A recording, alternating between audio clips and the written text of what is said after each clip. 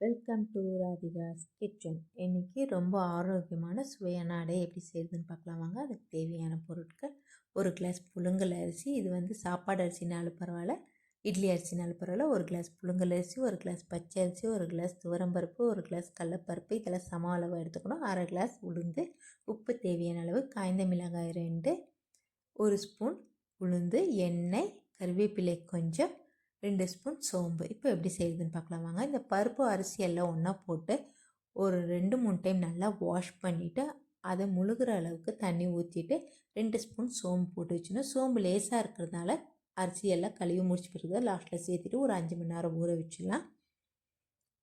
ஒரு 5 மணி நேரம் ஊறட்டும்.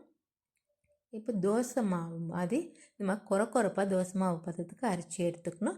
இது வந்து அரைச்சிட்டு நீங்கள் ஃப்ரிட்ஜில் வச்சு ஒரு வாரம் வரைக்கும் யூஸ் பண்ணலாம். வேண்டியப்போ இப்படி தாளிச்சிட்டு அந்த மாவில் கொட்டிட்டு உப்பு சேர்த்திட்டு நம்ம அடை சுட்டு எடுத்துக்கலாம். ஒரு வாரம் வரைக்கும் மாவு ஒன்றும் ஆகாது உங்களுக்கு. அதுக்கப்புறமா வச்சிங்கன்னா புளிச்சிடும்.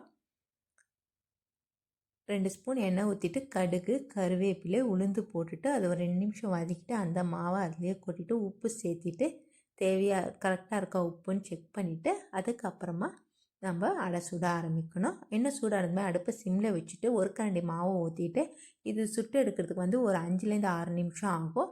ஒரு நாளில் நல்லா பொன்னிறமாக சேஞ்ச் ஆகும். அந்த டைமில் திருப்பி போட்டுட்டு அந்த பக்கம் 3 நிமிஷம் இந்த பக்கம் 3 நிமிஷம் சுட்டு எடுத்திங்கன்னா நம்மளோட சூப்பரான அடை ரெடி ஆகிடுச்சு. நீங்களும் வீட்டில் ட்ரை பண்ணி பாருங்கள். கண்டிப்பாக உங்களுக்கும் பிடிக்கும். கார சட்னிக்கு ரொம்ப சூப்பராக இருக்கும்.